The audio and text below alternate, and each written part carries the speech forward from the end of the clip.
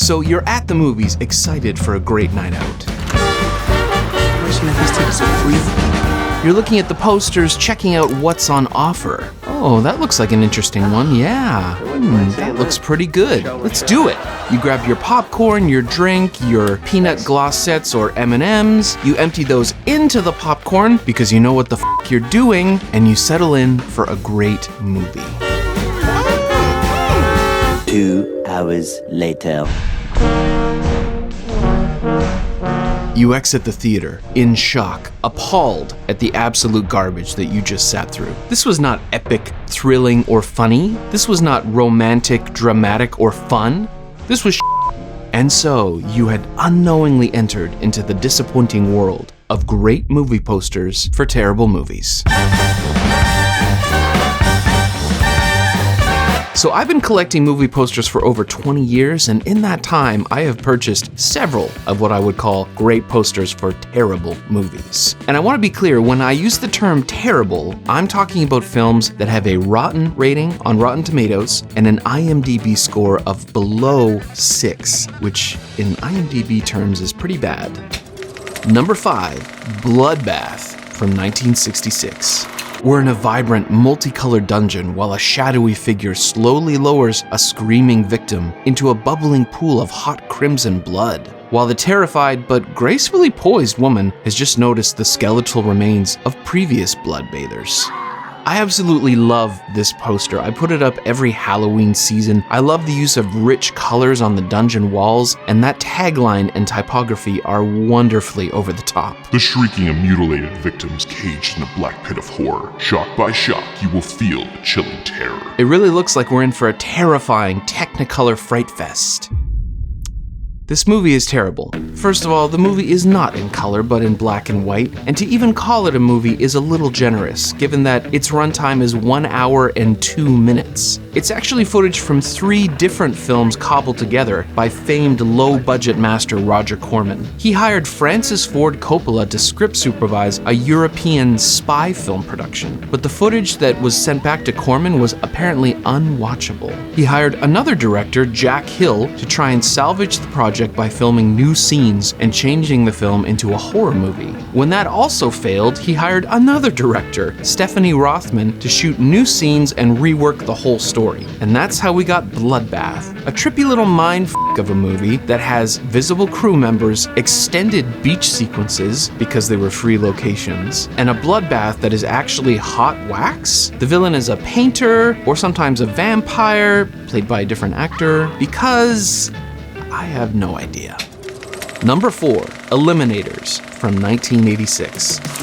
Yes, how does this not look like one of the greatest movies ever made? Just look at that tagline. Mandroid, mercenary, scientist, ninja, each one a specialist. Together, they are Eliminators. This whole poster composition is explosive. Cool guys don't look at explosions. We've got a gunslinging heroine, sort of, who's holding a shotgun like a bazooka for some reason, and in the background we have a tiny little robot that looks like he just dropped a nuke. The tank tracks of the Mandroid have a little hidden Nike swoosh. I mean, yes! Sign me up, Empire Pictures. Well done, Marcus.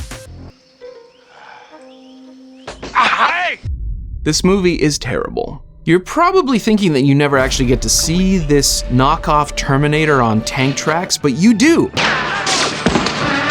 For the first 10 minutes. Then he switches to his legs, or as this movie calls them, your leg units. And the whole movie switches from action sci-fi to a bizarre jungle cruise on meth. We get slow boat chases, an irritating R2-D2 knockoff, and the unfortunate bar owner from Terminator 2. There's ancient Romans and Neanderthals and wet t-shirt Tasha Yar, despite this being a PG-rated film. The opening act lives up to this amazing poster, but the rest sadly does not.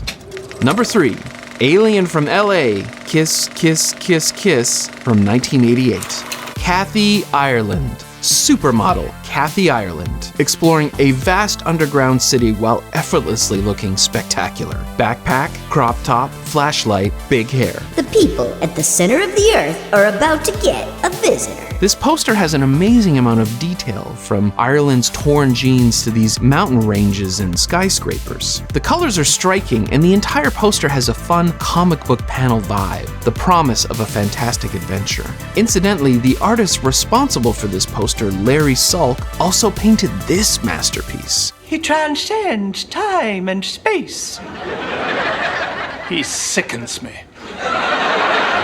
Scared of flying, you know that. You're scared of everything. Okay.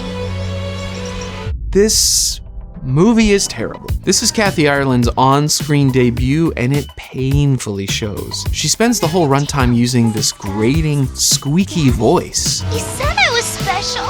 What? Is that really your voice? Tom Matthews from Return of the Living Dead has too little screen time, and the majority of the film takes place in these poorly lit industrial hellscapes, not the bright, colorful skyscrapers from the poster. Number 2, The Avengers. Not the ones you're thinking of, from 1998. Emma Peel, doctor, atomic scientist, poet. How now, brown cow? Believe it or not, I saw this movie in the theater on opening weekend, and what drew me to it was the trailer and this poster. This is the first character movie poster that I can remember seeing. They do that all the time now, but that was a new thing back in 1998. The main one sheet isn't bad either. It's very colorful, there's some fun explosions, the whole composition works, and there's that looming Sean Connery at the top. And this poster in particular, I felt promised a stylish, dare I say, sexy spy movie. Perfect summer popcorn fare. It even advertised a website. theavengers.com. See exciting merchandise from the Avengers exclusively at the J. Peterman Company? J. Peterman, my God. It's another Seinfeld reference. You mean? Yes. I'm J. Peterman. Uma Thurman looks seductive as hell in this poster. They even use her silhouette as the logo for the movie. This has to be great! You know, one should never fear being wet. Oh, this movie is terrible. I did it all! So terrible, in fact, it's often considered one of the absolute worst movies ever made. The movie spends a surprising amount of time with these colorful big teddy bears, which is both hilarious and disappointing. Connery chews all the scenery that he can, and Fiennes and Thurman manage to spend the entire movie with absolutely zero chemistry. Also, Thurman is in her stunning leather outfit a painfully short amount of time. Talk about wasted potential. And at number 1, Wonder Woman 1984 from 2020. Whether you love the first Wonder Woman or not, you have to admit this teaser poster is exciting. Gal Gadot stands in her golden armor, fists clenched, a kaleidoscope of colors swirling around her. The aesthetic of the image feels both retro and wildly new. The promise of a fresh adventure in the 1980s, full of vibrant neon and lavish costumes. I'm there. The other posters for the film only built on this, showcasing some extraordinary designs, full of charismatic energy. We even got a fanny-packed Chris Pine wearing a rather charming Casio watch. This was all very exciting. I can't wait to see what Wonder Woman's gonna get up to in the 80s.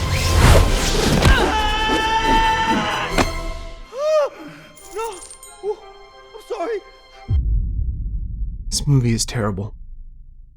It doesn't come anywhere close to the quality of its own poster marketing campaign. The movie is a whole 2.5 hours long. There's no flashy, retro, exciting adventure to be had. Instead, we get a pining Diana, longing for her lost love, and then getting him back in a somewhat creepy way.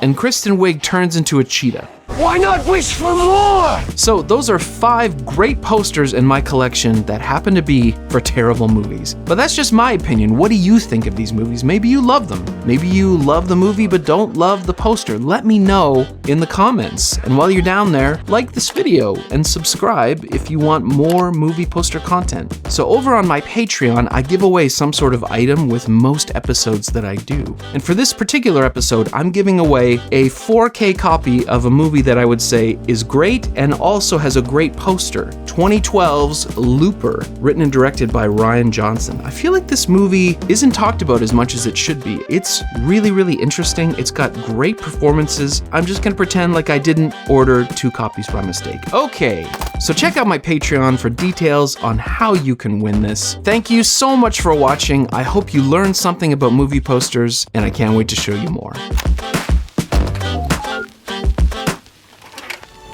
Please, Robbie, give me a chance. What don't you like about me and I'll change? All right, your glasses make you look stupid, your hair's ugly, you dress like a nerd, you walk like a clod, and your voice gives me a headache. Is that enough? How come you never told me this before? Huh? Why'd you even go out with me in the first place if I'm such a geek?